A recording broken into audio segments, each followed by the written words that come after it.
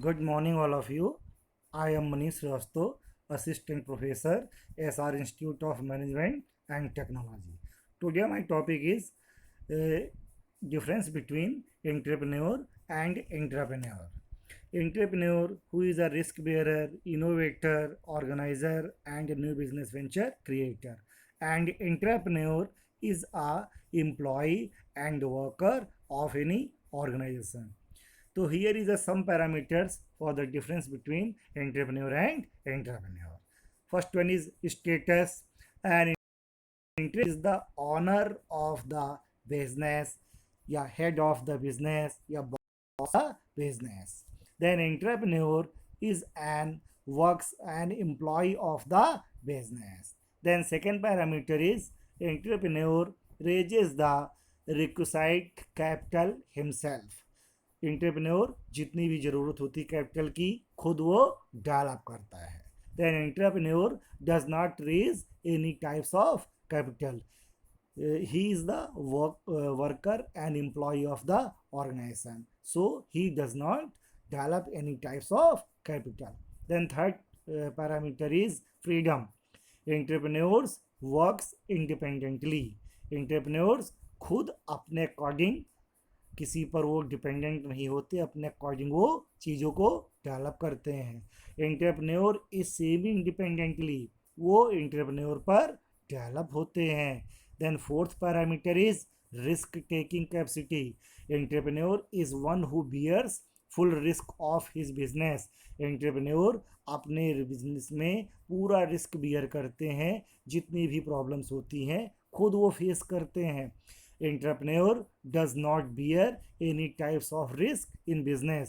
Entrepreneur employ होते हैं, worker होते हैं, इसलिए किसी तरीके की बिजनेस रिस्क वो नहीं बियर करते हैं. Then fifth is guarantees. Entrepreneur guarantees payment to suppliers of the inputs.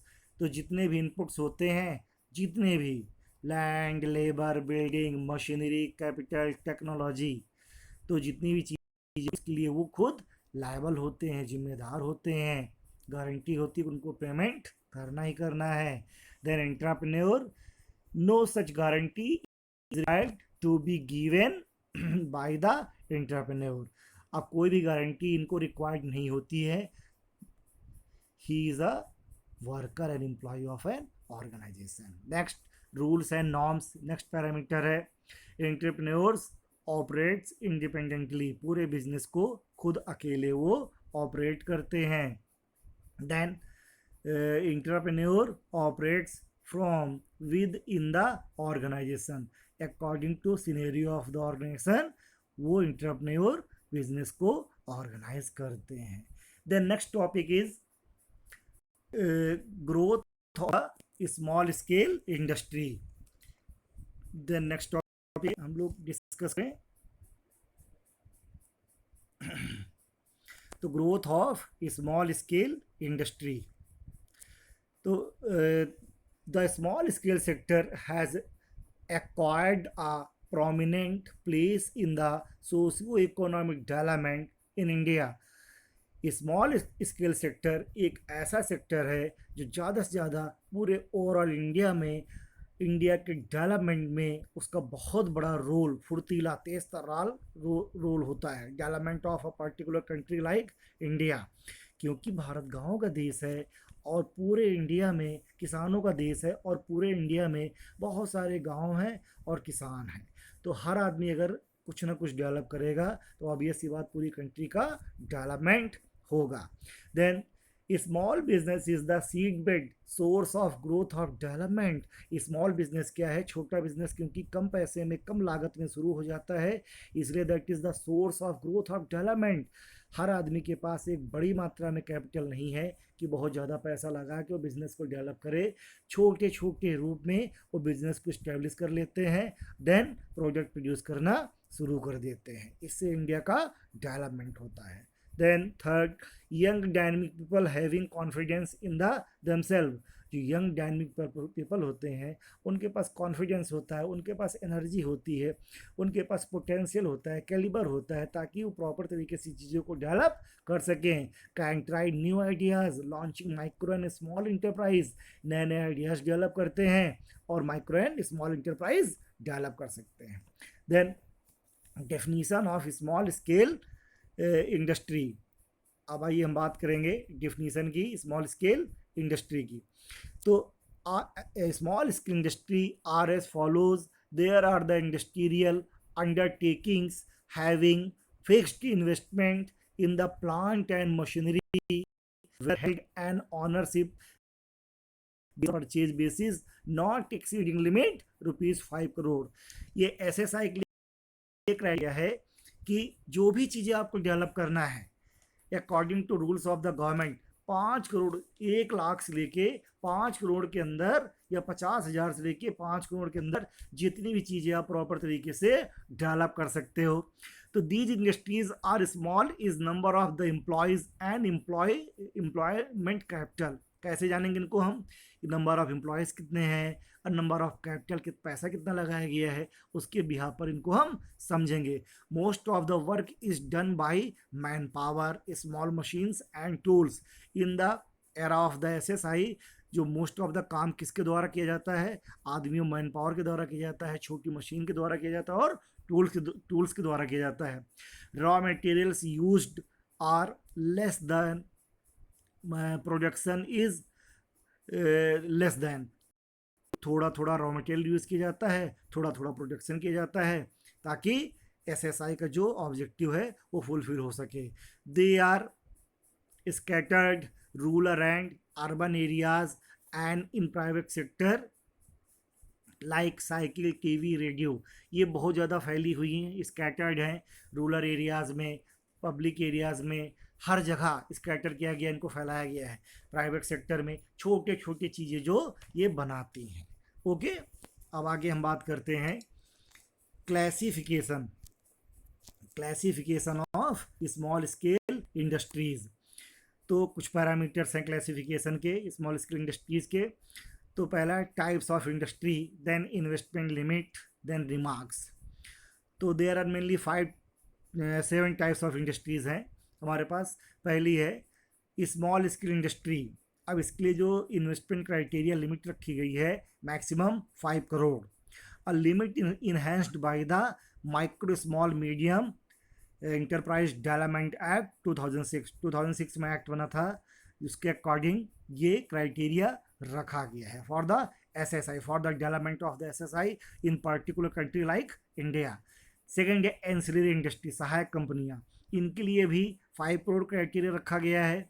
और 50% of output supplied to parent unit, जहाँ से ये डेवलप हुई है उसको ये 50% आउटपुट प्रोवाइड करेंगे। Then third tiny enterprise, micro business enterprise, tiny छोटी इंडस्ट्रीज़ हैं, ये 25 लाख या 1 लाख में शुरू हो जाती हैं। नो लोकेशन लिमिट, इनकी कोई लोकेशन लिमिट नहीं रखी गई है, ये पूरे इंडिया में कहीं भी इनको सेटअप किया जा सकता है। Okay, then service and business industries, related industries, इनका क्राइटेरिया है 10 लाख तक ये इन्वेस्ट कर सकती हैं। नो लोकेशन लिमिट, पूरे कंट्री में कहीं भी ये सेटअप हो सकती हैं। देन फिफ्थ है women enterprise, any of the 5 crore से लेके या 10 लाख से लेके 25 लाख से लेके कुछ भी क्राइटेरिया है। वोमेन को इतना फ्रीडम दिया गया है क्योंकि इंडिया में वोमेन एंटरप्रेन्योर पर ज़्यादा गवर्नमेंट फोकस करती है कि हमारी वोमेन, क्योंकि वोमेन बहुत ज़्यादा चैलेंज फेस करती हैं, घर में बाहर हर जगह उनको बहुत सारी प्रॉब्लम फेस करनी पड़ती है। हमने उनके लिए any of the above investment criteria रखा है ताकि आराम से वो कूल होके आराम से अपनी चीज़ को। तो इसमें क्या रिमार्क्स क्या है? 51% equity holding by women and managed by women. किसी भी कंपनी में 50% जो इक्विटी है, शेयर है, वो वोमेन के हैं, उसको मैनेज भी कर रही हैं और होल्ड भी कर रही हैं। ये सबसे बड़ी बात है, ठीक है ना। तो ये उनकी चीज़ें दिखाई गई हैं कि इतना वो मालिकाना हक उनको दिया गया है, वो खुद मैनेज करेंगे और होल्ड करेंगी। That is a good thing. Then export oriented units use 5 crore इनके लिए भी रखा गया। एक्सपोर्ट ओरिएंटेड जो इंडिया में प्रोडक्ट बनते हैं उनको बाहर भेजा जाता है, उसके लिए 5 करोड़ क्राइटेरिया रखा गया है। तो इसमें क्या 100% export oriented use can sell 25% in domestic market. ये अपने पूरे जो भी प्रोड्यूस कर रही हैं उसमें 25%, 100% में 25% डोमेस्टिक मार्केट में सेल कर सकती हैं। ये गुड क्राइटेरिया रखा गया है। नेक्स्ट है, लास्ट है विलेज इंडस्ट्री। तो इसमें क्या है, विलेज इंडस्ट्री जो रूरल एरिया में गांव में लगाई जाती हैं, नॉट एक्सीडिंग 50,000 पर हेड, 50,000 रुपये एक आदमी को दिया जाता है। लोकेटेड इन रूरल एरियाज, केवल रूरल एरियाज के लिए होती है, गांव में इनको लगाया जाता है, सेटअप किया जाता है ताकि गांव का प्रॉपर तरीके से डेवलपमेंट हो जाए। अब नेक्स्ट टॉपिक है role of entrepreneur in economic development. Okay, तो role of entrepreneur in economic development, first one is employment generation. तो एंटरप्रेन्योर का जो रोल है वो एम्प्लॉयमेंट जनरेशन में बहुत बड़ा है। एम्प्लॉयमेंट जनरेशन, जब ज़्यादा से ज़्यादा एसएसआई इस्टेब्लिश होंगी तो ऑब्वियस ही बात लोगों को रोज़गार मिलेगा। लोगों को रोज़गार मिलेगा तो लोग माइग्रेट नहीं होंगे रूरल एरिया से, वर्कर्स, मजदूर, लेबर्स अर्बन एरिया की तरफ माइग्रेट नहीं होंगे, उनको वहाँ पर सारी अपॉर्चुनिटीज़ मिलेंगी। दूसरा है फेयर रीजनल डेवलपमेंट, हर रीजन का प्रॉपर तरीके से डेवलपमेंट होगा, बैलेंस डेवलपमेंट होगा, कहीं भी कोई पार्शलिटी नहीं होना चाहिए। पार्शलिटी होगी तो आदमी दुखी रहेगा, उसमें से प्रॉब्लम्स, ग्रेवेंसेस डेवलप होंगे। Then increase in national income, obvious सी बात, हर आदमी को अगर काम मिलेगा तो हमारी इकोनॉमी स्ट्रांग होगी और हमारी पर कैपिटा इनकम और नेशनल इनकम दोनों ग्रोथ करेंगी। इससे हमारे कंट्री में खुशहाली आएगी और हमारा कंट्री डेवलपिंग से डेवलप की तरफ प्रोसीड करेगा। इम्प्रूव स्टैंडर्ड ऑफ लिविंग, जब हर आदमी कमाएगा ऑब्वियस सी बात हर आदमी की परचेजिंग पावर बढ़ेगी तो ऑब्वियस सी बात स्टैंडर्ड ऑफ लिविंग बढ़ेगा। आजकल लोग रूरल एरिया में रहते हैं लेकिन उनके पास सारी फैसिलिटीज़ हैं क्योंकि उन्होंने प्रॉपर चीज़ों को डेवलप कर रखा है, हर आदमी समझदार है, चीज़ों को डेवलप कर रहा है। देन रिडक्शन इन मोनोपॉली, पहले से चला आ रहा है कि मोनोपॉली होती थी, आदमी के अधिकार होता था, दूर दूर तक कोई भी मोनोपॉली मतलब होता है एक अधिकार, किसी एक कंपनी का अधिकार, दूर दूर तक हमारा कोई कंपटीटर नहीं है। लेकिन अब ये ख़त्म हो गया क्योंकि बहुत सारे कंपटीटर हैं, बहुत सारी कंपनियां अपनी चीज़ों को, प्रोडक्ट को डेवलप कर रही हैं, तो ये कॉन्सेप्ट अब ख़त्म हो रहा है, हर आदमी को समान अधिकार मिल रहा है, इसमें से समस्याएं दूर हो रही हैं। ओके बच्चों, thanks to all of you.